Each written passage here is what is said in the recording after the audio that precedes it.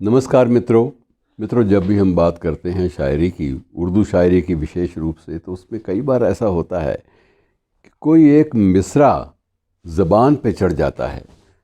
और जब वो ज़ुबान पे चढ़ता है तो उसके बाद उसके आगे पीछे क्या है इस बात का कोई इल्म किसी को नहीं होता और उसकी ज़रूरत महसूस नहीं होती। कई बार ये होता है कि वो गैर ज़रूरी सा हो गया है, हो ना हो, लेकिन शेर तो शेर है।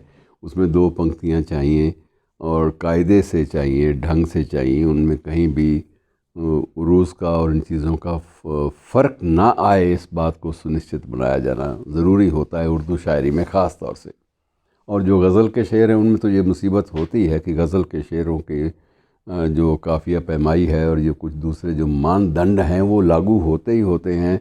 उनके बिना गज़ल नहीं लिखी जा सकती। ये बात अलग है कि अब गज़ल के नाम पे बहुत सारी लोगों ने आज़ादी, लिबर्टीज़ लेनी शुरू कर दी, आज़ादी लेनी शुरू कर दी है। कोई चीज़ मिली मिली, ना मिली ना मिली। तो ये इसके बावजूद जो दिलचस्प बात आज की चर्चा का विषय है वो ये है कि कई बार एक मिसरा, एक शेर का एक मिसरा, एक पंक्ति बड़ी सशक्त होती है, बहुत लोकप्रिय हो जाती है। और जैसे मैं मिसाल के तौर पे आपको साथ साथ ज़्यादा अच्छा रहेगा, बात समझ में मेरे भी आ जाएगी, आपके भी आ जाएगी, आप तक बात पहुंचा पाऊंगा। पंडित जवाहरलाल नेहरू ने भी एक शेर का इस्तेमाल कई बार किया था। वो बदलाव के संदर्भ में किया था कि तू भी बदल फलक कि ज़माना बदल गया। अर्थात ज़माने के साथ साथ बदलाव लाए जाने ज़रूरी हैं। वक्त जब विकास करता है तो साथ साथ व्यक्ति को भी विकास करना होता है। और ये इस शेर के लिखने वाले थे एक पाकिस्तान के स्वाधीनता जब संग्राम चल रहा था, तो वर्तमान पाकिस्तान, उस वक्त संयुक्त भारत, उसके एक उर्दू शायर थे चमन लाल फलक, लोकप्रिय थे। जब भी कोई राजनैतिक मंच सजता तो वहाँ पर वो श्रीमान जी छाए होते। तो उनका एक मिसरा था कि तू भी बदल फलक, फलक तखल्लुस था उनका, कि तू भी बदल फलक के ज़माना बदल गया। और जब कई बार दिलचस्प बात होती है, जब आप शेर को कोट करते हैं तो आपका मन करता है पूरा शेर तो पता लगना चाहिए। और जब इस पर आप गौर से देखेंगे तो पूरा शेर मित्रों इस प्रकार से है, आप खुद हैरान होंगे और परेशान भी हो सकते हैं, शायद खुश भी हो सकते हैं। कि बदले हैं पिंडी दास ने महते ने रंग ढंग, बदले हैं पिंडी दास ने महते ने रंग ढंग, तू भी बदल फलक के ज़माना बदल गया। मसला ये था कि ये तीन दोस्त थे। दो दोस्तों ने चमनलाल फलक से थोड़ी सी अलहदगी शुरू कर दी और उसको उतनी वो तापाक से मिलने से इनकार सा कर दिया। तो उसने तब ये शेर लिखा था, अपने दोनों उन्हीं दोस्तों की नाराज़गी या उनकी जो एक बेरुखी थी उसको संबोधित करते हुए शेर लिखा था। लेकिन दूसरा मिसरा इतना पुख्ता था, इतना मजबूत था कि वो लोकप्रिय हो गया और पहला मिसरा लोगों ने उसको गायब ही कर दिया, खारिज ही कर दिया, क्योंकि वो व्यक्ति वैयक्तिक था, पर्सनल था। तो पूरा शेर फिर मैं एक बार दोहरा देता हूँ। बदले हैं पिंडी दास ने महते ने रंग ढंग, तू भी बदल फलक के ज़माना बदल गया। और ये सिर्फ फलक का ये शेर नहीं, बहुत सारे ऐसे शेर हैं, बहुत सारे ऐसे अशार हैं, पंक्तियां हैं जिनमें एक मिसरा, एक पंक्ति तो बड़ी सशक्त होती है और वो लोकप्रिय हो जाती है और दूसरी गायब हो जाती है। गायब इसलिए होती है, दूसरी बहुत पंक्ति बड़ी कमज़ोर होती है। अब एक शेर अक्सर ये पढ़ा जाता है कि वही होता है जो मंजूर खुदा होता है। पर्पस यही है इस शेर के माध्यम से, एक संदेश यही है कि जो ईश्वर को स्वीकार होगा वही होगा, इसके अलावा कुछ नहीं। ये नियति पर, होनी के ऊपर एक प्रकार से आश्रित शेर है। लेकिन इसका जो पूरा शेर पढ़ेंगे आप, पूरी दूसरी पंक्ति भी पढ़ेंगे तो आपको लगेगा ये सतही सी बात है। पूरा शेर इस तरह से है कि ऐ सनम वस्ल की तदबीरों से क्या होता है, कि ऐ सनम वस्ल की तदबीरों से क्या होता है, वही होता है जो मंजूर खुदा होता है। पहली पंक्ति कमज़ोर थी, वो छूट गई, गायब हो गई, और दूसरी पंक्ति सशक्त थी, वो छा गई। इसी तरह से बहुत सारे ऐसे शेर हैं।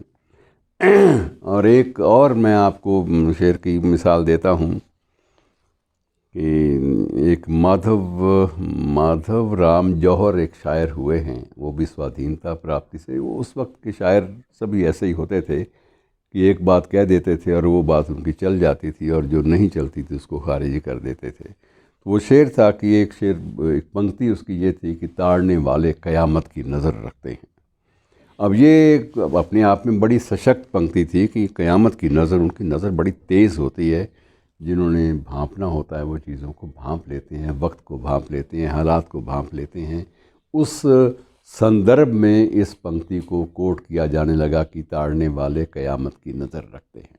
पूरा शेर मित्रों ये था कि भांप ही लेंगे इशारा सरे महफिल जो किया। तुम कोई इश्क मोहब्बत का इशारा भी करोगे तो लोग भांप लेंगे। भांप ही लेंगे इशारा सरे महफिल जो किया, ताड़ने वाले क़यामत की नज़र रखते हैं। तो बात तो सिर्फ दूसरे मिसरे में थी और पहला जो है वो पंक्ति गायब ही हो गई, उसको लोग खा गए। और इसी प्रकार से एक बड़ा लोकप्रिय शेर है, इस घर को आग लग गई घर के चिराग से। अब ये अपने आप में इसमें द्रोही लोग भी शामिल है, जिसने किसी के साथ द्रोह किया हो, भीतर रहकर भीतर घात किया हो, तो वो लोग उनकी तरफ एक इशारा है दूसरी इस पंक्ति में, इस मिसरे में, कितने अपना इस घर को आग लग गई घर के चिराग से। अर्थात अपने घर में जब ऐसे गद्दार हों, गद्दारी की बात है मोटे तौर पर। लेकिन पूरा शेर जो है वो बिल्कुल अलग है, और पूरा शेर पढ़ेंगे, हालांकि उसकी जो पहली पंक्ति है वो भी बेमानी नहीं है, बामानी है, लेकिन बामानी होने के बावजूद इस दूसरी पंक्ति के साथ मेल नहीं खाती। दूसरी पंक्ति तो इतना विशाल, वो अपना कैनवस ले गई, वाह वाह दाद लूट गई, और पहली पंक्ति बेचारी कसमसाती रह गई। तो पूरा शेर सुन लीजिए कि दिल के फफूले जल उठे सीने की आग से। दिल के फफूले जल उठे सीने की आग से, इस घर को आग लग गई घर के चिराग से। तो ये जो दूसरी पंक्ति है वो हावी हो गई, वो चल पड़ी, लोगों के काम आ गई, और पहली पंक्ति बेचारी कसमसाती रह गई, वो काम नहीं आ सकी।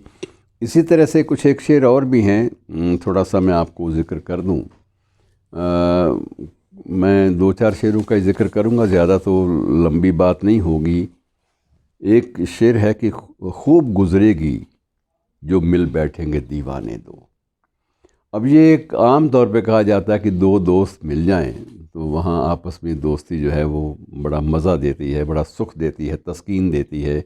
इसलिए ये मिसरा इस्तेमाल किया जाने लगा कि खूब गुजरेगी जब मिल बैठेंगे दीवाने दो। लेकिन पूरा शेर जो है वो अलग है। कैस जंगल में अकेला है मुझे जाने दो। कैस जंगल में अकेला है मुझे जाने दो, खूब गुजरेगी जो मिल बैठेंगे दीवाने दो। तो ये बिल्कुल अलग है, इसमें रुमानियत की पूरी एक किस्सा गोई है, और किस्सा गोई के स्थान पर पहला मिसरा गायब और दूसरा हावी। और एक बड़ा मीर की एक पंक्ति बड़ी चर्चा में चलती है, और वो समझाने के लिए उसका इस्तेमाल होता है कि जान है तो जहान है यारो, जान है तो जहान है यारो, कि अगर जान बचेगी तो कुछ कर पाएंगे, वरना दुनिया में क्या रखा है। अगर हम पहले ही विदा हो गए तो उसके बाद हमारे लिए दुनिया कुछ हो या ना हो बात बनती नहीं है।